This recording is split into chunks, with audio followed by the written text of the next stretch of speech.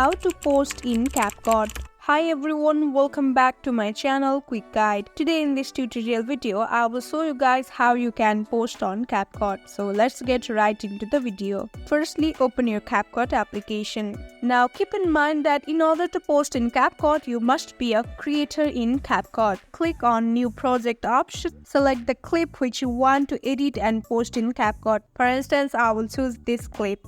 Now you can edit the clips using different tools from the toolbar.